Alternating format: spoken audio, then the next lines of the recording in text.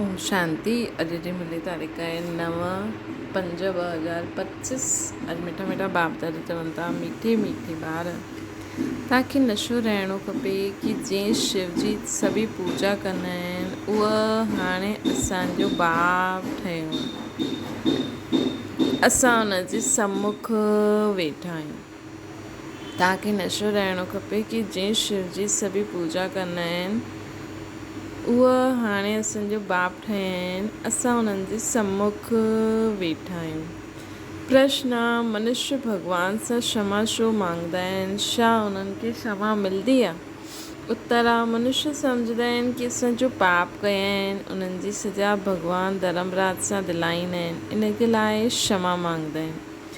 लेकिन उन्हनि खे पंहिंजे कर्मनि जी सजा कर्म भोग जे रूप में भोगणी पवंदी आहे।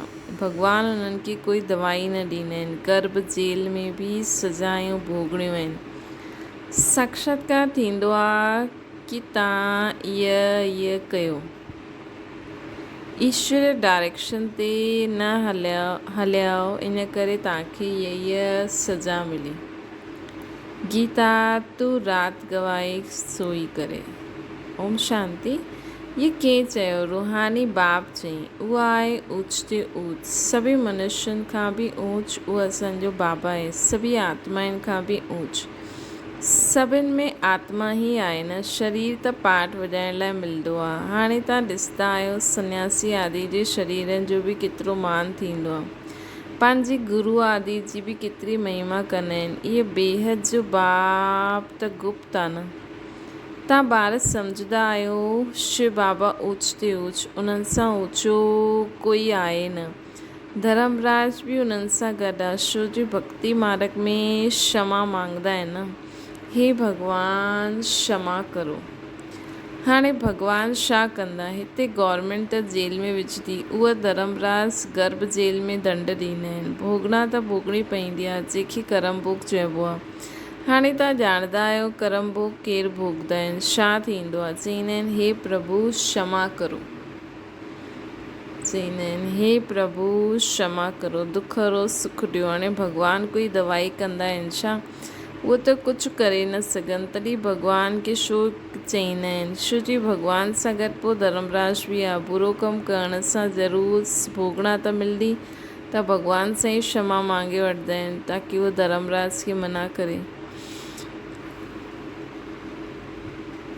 पर बाबा त ॾिसो असांखे चवनि था कि बुरो कमु कयो त भोगणा पवंदो। गर्भ जेल में सजा बि मिलंदी आहे न। साक्षात्कार सभु थींदा आहिनि, बग़ैर साक्षात्कार सजा न मिलंदी आहे। गर्भ जेल में त कोई दवाई आदि न आहे, हुते सजा भोगणी पवंदी आहे। जॾहिं दुखी थींदा आहिनि तॾहिं चवंदा आहिनि भॻवान हिन जेल सां कढो। हाणे तव्हां ॿार कंहिंजे साम्हूं वेठा आहियो। ऊच ते ऊच बाबा आहे परंतु गुप्त आहिनि। सभिनि जा त शरीर ॾिसण में ईंदा आहिनि। हिते शिव बाबा खे त पंहिंजो हथ पांव आदि आहे न। फूल आदि बि केरु वठंदो? इन्हनि जे हथ सां ई वठिणो हूंदो न अगरि चाहो त। परंतु कोई सां बि वठंदा न आहिनि। जीअं उहे शंकराचार्य चवंदा आहिनि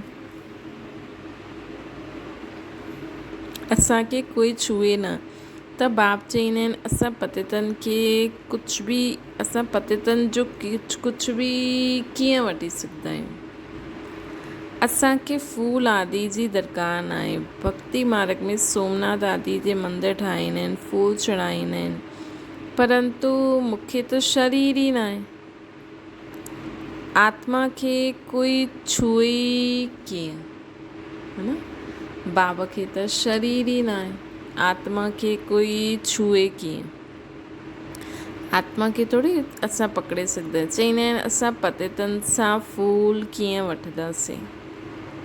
कोई हथ बि न लॻाए सघंदो, पतित खे छुअण बि न ॾींदा। अॼु बाबा चवंदा आहिनि कल्ह पोइ वञी करे नरकवासी ठहींदा आहिनि। पोइ अहिड़ी आत्माउनि खां छा वठूं? शिव बाबा एॾी वॾी अथॉरिटी, अहिड़ी आत्माउनि खां छा वठंदा? लेकिन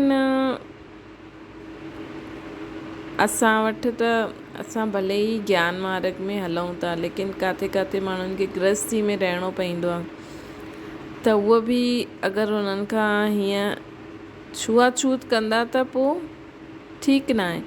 बाबा जी हर ॻाल्हि खे असांखे सुठी रीति सम्झणो आहे न। जो इहे माण्हू इहे चवंदा न फूल ॾियूं ईअं ॾियूं, त बाबा चईंदो त शिव बाबा त एॾा प्योर आहिनि न। त चलो अज्ञानी माण्हुनि खे असां ईअं न चई सघंदा आहियूं, पर बाबा पंहिंजी ॻाल्हि ईअं ॿुधाइनि था कि बाबा चईंदा आहिनि कल्ह पोइ वञी करे तव्हां नरकवासी ठहींदव, अहिड़नि खे त ॾिसूं बि न। बाबा चईंदा आहिनि मां त ऊंच ते ऊंच आहियां, इन्हनि सभिनि सन्यासी आदियुनि जो बि ड्रामा अनुसार उद्धार करिणो आहे। मूंखे कोई ॼाणंदो ई न आहे। शिव जी पूजा कंदा आहिनि, परंतु उन्हनि खे ॼाणंदा थोरी आहिनि कि गीता जो भॻवानु आहे ऐं हिते अची करे ज्ञान ॾींदा आहिनि। शिव गीता में बि श्री कृष्ण जो नाम विझी छॾियो अथनि। श्री कृष्ण ज्ञान ॾिनई, बाक़ी शिव छा कंदा आहिनि त मनुष्य सम्झंदा आहिनि उहे ईंदा ई न आहिनि। अरे पतित पावन श्री कृष्ण थोरी आहे, पतित पावन त मूंखे चईंदा आहिनि। तव्हां में बि कोई थोरा आहिनि जो एतिरो रिगार्ड रखी सघंदा आहिनि, रहंदा केतिरो साधारण आहिनि, सम्झाईंदा बि आहिनि कि मां इन साधु आदि सभिनि जो बाप आहे। जो बि शंकराचार्य आदि आहे, इन्हनि सभिनि जी आत्माउनि जो बि मां बाप आहियां। शरीरनि जे बाप जो आहिनि उहो त आहिनि ई, मां आहियां ई सभी आत्माउनि जो बाप। मुंहिंजी सभु पूजा कंदा आहिनि। हाणे हिते तव्हां सम्मुख वेठा आहियो, परंतु सभी सम्झंदा थोरी आहिनि कि असां कंहिंजे साम्हूं वेठा आहियूं।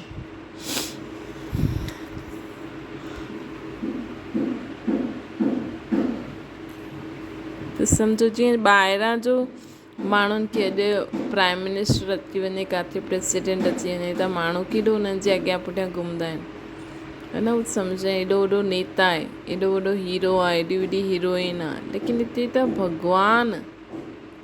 भॻवान हिन सृष्टि ते ईंदा आहिनि। उन्हनि खे त कुझु ॾियण जे लाइ बि असांखे ॾाढो सोचणो पए कि हिननि खे असां छा ॾियूं। इहे त एॾी ऊची आत्मा आहिनि। जे कोई करोड़पति माण्हू कंहिं झोपड़ी में अची वञे, इहे त उहो ई बराबरि आहे न। एॾो वॾो सर्वशक्तिवान बाबा इन पतित दुनिया में आया आहिनि, त बाबा खे असां इन पतित दुनिया जी कहिड़ी चीज़ ॾियूं। त बाबा चईंदा आहिनि मूंखे त तव्हांजो कुझु न खपे, तव्हां त बसि मूंखे पंहिंजे विकार बुराई कमी कमज़ोरी जो दान ॾियो, है न। बाबा त बसि इहे ई चईंदा आहिनि, बाक़ी तव्हां रखो पाण वटि जो बि रखिणो आहे, मूंखे थोरी खपे तव्हांजो। त बाबा चवनि था कि जो बि शंकराचार्य आहे उनजो बि बाप मां, शरीरनि जो बाप जो आहे उहो त आहे ई, मां त सभी आत्माउनि जो बाप आहे। मुंहिंजी सभु पूजा कंदा आहिनि, सभी त हिते सम्मुख न वेठा आहिनि, न सम्झंदा न। हाणे उहा बाबा चवनि था मुंहिंजी सभु पूजा कंदा आहिनि, हाणे उहे हिते सम्मुख वेठा आहिनि, परंतु सभी सम्झंदा थोरी आहियूं कि असां कंहिंजे साम्हूं वेठा आहियूं। त हिन जो अॼु पाण खे अनुभव करिणो आहे कि जीअं सम्झो प्रेसिडेंट प्राइम मिनिस्टर तव्हांजे साम्हूं वेठो हुजे, कंहिंखे त न लॻंदो आहे, कंहिंखे ॾाढो क्रेज़ हूंदो आहे न, ऐं पोइ चवंदा सभु प्रेसिडेंट सां गॾु फ़ोटो खिचाया आहिनि। त उहो सोचियो असां सर्वशक्तिवान बाप सां गॾु वेठा आहियूं, उथूं था, खाऊं था, पीऊं था, उन्हनि जी श्रेष्ठ मत ते हलूं था। हिनखे असांखे रियलाइज़ करिणो। आत्मायूं जन्म जन्मांतर सां देह अभिमान में हिरियल आहिनि, इन करे बाप खे यादि न करे सघंदियूं आहिनि, देह खे ई ॾिसी रहंदियूं आहिनि। देही अभिमानी थियनि त हुन बाप खे यादि करनि, बाप जी श्रीमत ते हलनि। बाबा चईंदा आहिनि मूंखे ॼाणण जे लाइ सभु पुरुषार्थ मूंखे बाबा चईंदा आहिनि कि मूंखे ॼाणण जे लाइ सभु पुरुषार्थ आहिनि। देही अभिमानी हुजे त हुन बाप खे यादि करे ऐं बाप जी श्रीमत ते हले। बाबा चवंदा आहिनि मूंखे ॼाण जे लाइ सभु पुरुषार्थ ई आहिनि, सभु पुरुषार्थ करनि था, अंत में पूरा देही अभिमानी ठहिण वारा ही पास थींदा। अंत में पूरा देही अभिमानी थियण वारा ई पास थींदा। बाक़ी सभिनि में जरा जरा देह अभिमान रहंदो। बाबा त गुप्त आहिनि न, उन्हनि खे कुझु बि ॾेई न सघंदा आहियूं। बच्चियूं शिव जे मंदर में वञी करे सम्झाए सघंदियूं आहिनि। कुमारनि शिव बाबा जो परिचय ॾिनो आहे न, आहे त कुमार कुमारी ॿई ज़रूरु। कुमारनि बि परिचय ॾिनो हूंदो। माताऊं त ख़ासि आहिनि, छो जी उन्हनि पुरुषनि सां जास्ती सर्विस कई आहे, त ॿारनि खे सर्विस जो शौक़ु हुजिणो खपे। जीअं हुन पढ़ाई जो बि शौक़ु हूंदो आहे न, उहा आहे जिस्मानी, इहा रूहानी पढ़ाई आहे। जिस्मानी पढ़ाई ई पढ़ंदा रहंदा आहिनि। बाक़ी बाबा चवनि था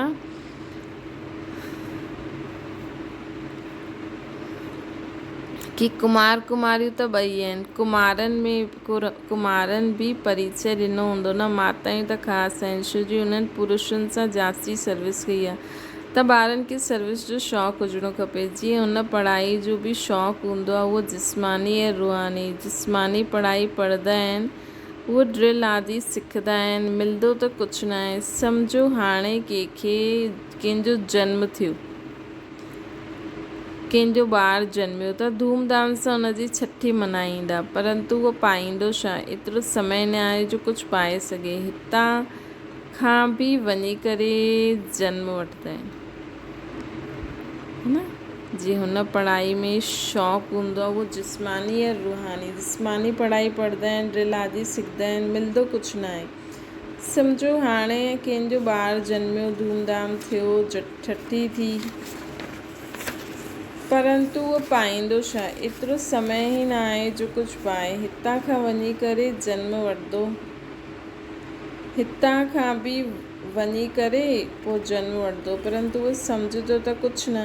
बाबा जो ॿारु हिते त पिछड़ा उहा हूंदा, हितां जो पिछड़ो उहो हूंदो त अची करे त जो सिखी करे वियो उन अनुसार नंढेपन में शिव बाबा खे यादि कंदो हूंदो। इहे त मंत्र आहे न, नंढे ॿारनि खे सिखलाइबो आहे। उहो बिंदु आदि त कुझु न सम्झंदो, सिर्फ़ु शिव बाबा चईंदा। मतिलबु जेका अगरि लौकिक दुनिया में माण्हू एॾो पढ़ंदा आहिनि, लिखंदा आहिनि, इहे कंदा आहिनि, पोइ सम्झो हाणे अगरि श्री छॾे त छा थींदो? कोई जनमु वठंदो आहे, छठी थी, पोइ हुन सां छा थियो, है न। हाणे त एतिरो समय बि न आहे, लेकिन बाबा जो बि ॿारु अगरि कोई शरीर छॾे त बि उहो शिव बाबा जेसिताईं वॾो थिए, ऑर्गन सम्झ में अचे, तेसिताईं त शिव बाबा कंदो त वरसो पाईंदो। ईअं हुननि खे सम्झाईंदा त उहो बि स्वर्ग में अची वेंदा, है न। त उन्हनि खे बि असां जेका ॿार हूंदा, उहो त नंढेपन में उन्हनि खे ॿारनि खे सिखलाईंदा, उहो बिंदु आदि त न सम्झंदा, सिर्फ़ु शिव बाबा चइणो पवंदो न। शिव बाबा खे यादि कंदा रहो त बि स्वर्ग खे पाईंदा। ईअं उन्हनि खे सम्झायो त उहो बि स्वर्ग में अची वञनि, परंतु ऊच पद त पाए न सघंदा न। अहिड़ा ॾाढा ॿार ईंदा आहिनि, शिव बाबा चईंदा रहंदा आहिनि, पोइ अंत मते सुगति थी वेंदी आहे। हीअ राजधानी स्थापना थिए थी। हाणे मनुष्य शिव जी पूजा कंदा आहिनि, परंतु ॼाणंदा कुझु न आहे। हाणे मनुष्य शिव जी पूजा कंदा आहिनि, परंतु ॼाणंदा कुझु न आहे।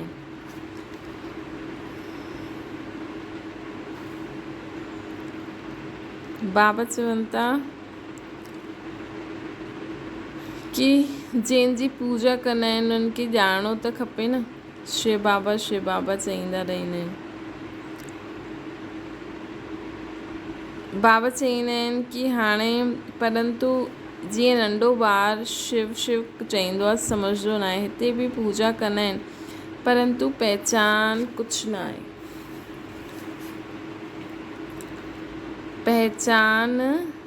कुझु बि न आहे। त उन्हनि खे बतलाइणो खपे तव्हां जंहिंजी पूजा कंदा आहियो उहो ई ज्ञान जो सागर गीता जो भॻवानु आहे। उहा असांखे पढ़ाइनि था। इन दुनिया में ॿियो कोई मनुष्य न आहे जो चई सघे कि शिव बाबा असांखे राजयोग सिखलाइनि था। त बाबा सर्विस करण जे लाइ चवनि था ख़ासि शिव जे मंदिर में।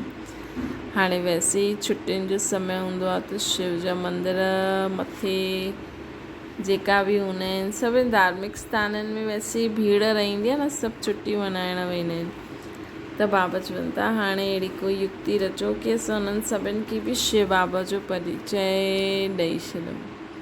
जाते जाते शिव बाबा जो मंदिर आहे या जाते अभी बि राधे कृष्ण लक्ष्मी नारायण जो मंदिर आहे, उते असां बाबा जो हिकु ॿाहिरि या जाते बि परमिशन वठी हिकु प्रदर्शनी लॻी रहे, जो अचे परिचय वठी वञे, जो अचे परिचय वठी वञे।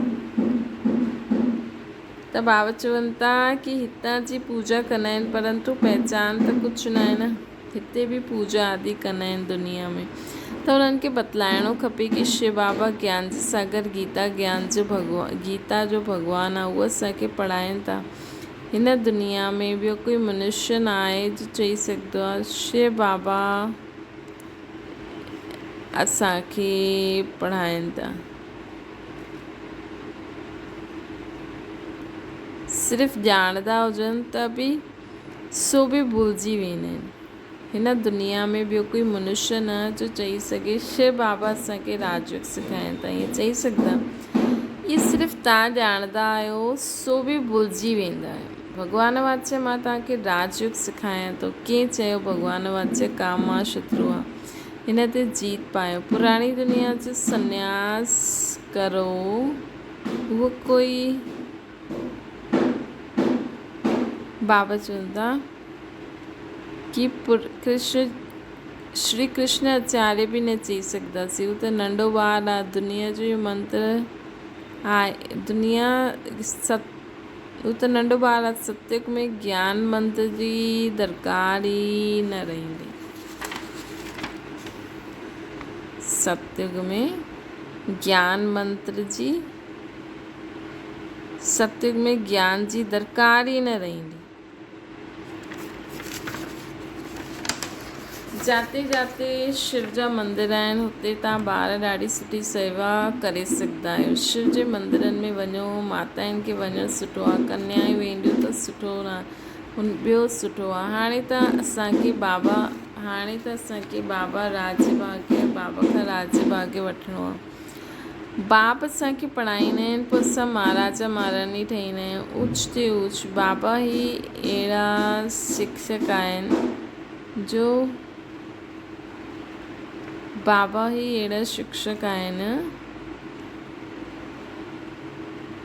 जो मनुष्य खे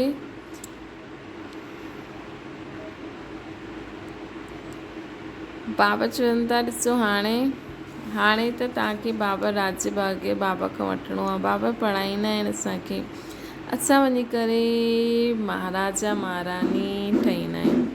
ऊच ते ऊच बाप ई आहे, अहिड़ी शिक्षा कोई ॾेई न सघे मनुष्य। इहा आहे कलयुग। सतयुग में हुयो हिननि जो राज्य। इहे राजा रानी कीअं ठहिया, कंहिं राजयोग सिखायो।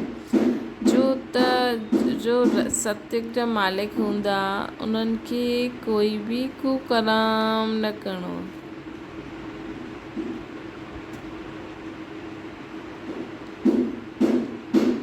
बाबा चवनि था कि हाणे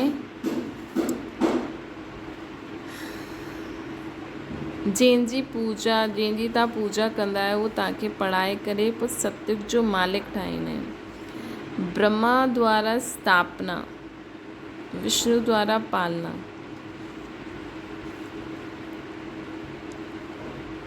पतित प्रवृत्ति मार्ग वारा ही पावन प्रवृत्ति मार्ग में वेंदा। चवंदा बि आहिनि बाबा असां पतितनि खे पावन ठाहियो, पावन ठही करे इहे देवता ठाहो। उहा आहे पतित प्रवृत्ति मार्ग, जेका बाबा चवनि था कि ॾिसो पतित प्रवृत्ति मार्ग वारा पावन प्रवृत्ति मार्ग में वेंदा आहिनि। चवंदा आहिनि बाबा सभु पतितनि खे पावन ठाहे करे इहे देवता ठाहियो। इहा पवित्रता आहे। बाबा चवनि था उहा आहे प्रवृत्ति मार्ग। देवता ठाहियो त सत्युग में त प्रवृत्ति मार्ग हूंदो। निवृत्ति मार्ग वारनि जो गुरु ठहिणो ई न आहे। निवृत्ति मार्ग वारनि जो गुरु ठहिणो ई न आहे। जो पवित्र ठहींदा आहिनि उन्हनि जे गुरु ठही सघंदा आहियो।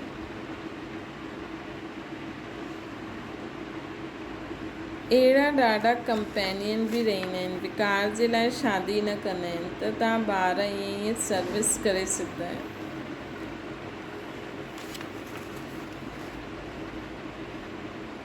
है न। त बाबा बि निवृत्ति माण्हुनि जे लाइ छा आहे? उन्हनि जे लाइ त सिर्फ़ु मनमना भव आहे। उन्हनि खे छा ॿुधायूं श्रीमन। त तव्हां ॿार ईअं ई सर्विस अंदरि में शौक़ु हुजिणो खपे। असां बाप जे सपूत ॿार ठही छो न वञी करे सर्विस कंदव। पुराणी दुनिया जो विनाश साम्हूं बीठो आहे। हाणे शिव बाबा चवंदा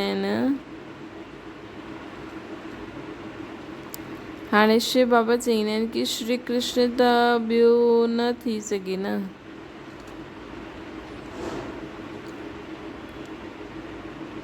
शिव बाबा चवंदा आहिनि श्री कृष्ण त न थी सघे। जो कमु शिव बाबा कयो आहे उहो ॿियो केरु कीअं करे सघंदो।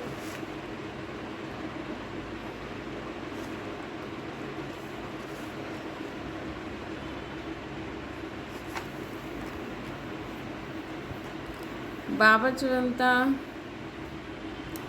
कि शिव बाबा चवनि था श्री कृष्ण त न आहे न। सभिनि जो गुरु त न थी सघे। इहे त हिकु बार उहो त हिकु ई बार सत्युग में हूंदो। ॿिए जन्म में पोइ फीचर्स नाम आदि थोरी हूंदा। 84 जन्मनि में 84 फीचर्स। श्री कृष्ण इहे ज्ञान कंहिंखे सिखलाए न सघे। उहो श्री कृष्ण कीअं ईंदो। हाणे तव्हां हिननि ॻाल्हियुनि खे सम्झंदा आहियो। अधुकल्ह ॿार जनम वठंदा आहिनि। अधुकल्ह सुठा ॿार जनम वठंदा आहिनि। अधुकल्ह सुठा पोइ रावण राज्य शुरू थी वेंदो आहे। मनुष्य हूबहू जीअं जानवर मिसल आहे। हिक ॿ सां लड़दा झगड़दा रहंदा आहिनि। मनुष्य जीअं जानवर मिसल आहिनि। हिक ॿिए सां लड़दा झगड़दा रहंदा आहिनि। त रावण जो जन्म थियो। बाक़ी 84 लख जन्म त आहे न। एतिरी वैरायटी आहे। जन्म पढ़दा त बि वैरायटी। बाबा चवनि था कि एतिरी वैरायटी आहे। 84 लख जन्म त आहिनि। एतिरी वैरायटी आहे। जन्म थोरी एतिरा वठंदा। योनियुनि जी वैरायटी आहे न। त इहे बाप वेही सम्झाईंदा आहिनि। उच भॻवान उहो पढ़ाईंदा आहिनि। नेक्स्ट में पोइ इहा बि त आहे न। ब्रह्मा बाबा न पढ़ंदा त कंहिं वटि वञी करे दास-दासी ठहींदा। छा शिव बाबा वटि दास-दासी ठहींदा? बाप त सम्झाईंदा आहिनि पढ़ंदा न आहियो त ज़रूरु सत्युग में दास-दासी ठहींदा। जो कुझु बि सर्विस न कंदा, खायो पीओ सुम्हियो, उहो छा ठहींदा? बुद्धि में ईंदो त आहे न छा ठहींदासीं। असां त महाराजा महारानी ठहींदासीं न। असांजे साम्हूं बि न ईंदा।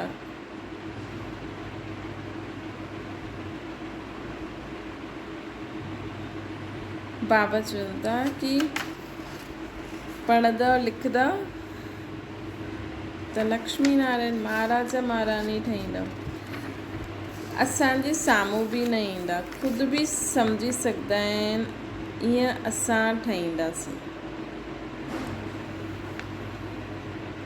जो न पढ़ंदा उहो ख़ुदि बि सम्झी सघंदा आहिनि कि असां छा ठहींदासीं।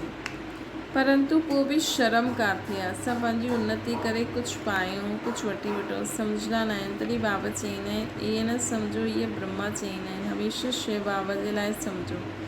शिव बाबा जो त रिगार्ड रखिणो, उन्हनि सां गॾु पोइ धर्मराज बि आहे, न त धर्मराज जा डंडा बि ॾाढा खाईंदा। कुमारियुनि खे त ॾाढो होशियारु रहणो खपे, ईअं थोड़ी की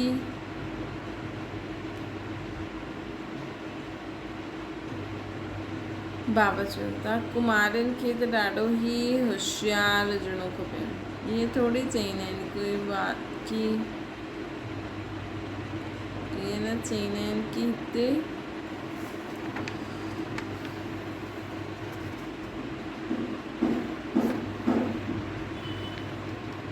बाबा चवनि था कि ॿार सम्झंदा आहिनि असां पंहिंजी उन्नति करे कुझु पाए वठूं, सम्झंदा न आहिनि, तॾहिं बाबा चईंदा आहिनि ईअं न सम्झो कि ब्रह्मा चईंदा आहिनि, हमेशह शिव बाबा सम्झो। शिव बाबा जो त रिगार्ड रखिणो, उन्हनि सां गॾु पोइ धर्मराज बि आहे, न त धर्मराज जा डंडा बि ॾाढा खाईंदा। कुमारियुनि खे त ॾाढो होशियारु थियणो, ईअं थोड़ी हिते ॿुधियो ॿाहिरि विया त खलास। भक्ति मार्ग जी केतिरी सामग्री आहे। हाणे बाप चईंदा आहिनि विख छॾो, स्वर्गवासी थियो, ईअं स्लोगन ठाहियो, बहादुर शेरनी ठहो, बेहद जो बाप मिलियो पोइ छा परवाह। गवर्नमेंट धर्म खे ई न मञंदी आहे त पोइ उहो मनुष्य खां देवता ठहिण कीअं ईंदा। गवर्नमेंट धर्म खे ई न मञंदी आहे त पोइ मनुष्य खां देवता ठहिण कीअं ईंदा। उहे चईंदा आहिनि असां कोई बि धर्म खे न मञंदा आहियूं, सभिनि खे असां हिकु सम्झंदा आहियूं, पोइ लड़दा झगड़दा छो आहियूं। कूड़ त कूड़ आहे, सच जी रती न आहे। पहिरियों ईश्वर सर्वव्यापी सां ई कूड़ शुरू थींदो आहे। हिंदू धर्म त कोई आहे न, क्रिश्चन जो पंहिंजो धर्म हलंदो आहे न, हू पंहिंजे खे बदलंदा न आहिनि, है न।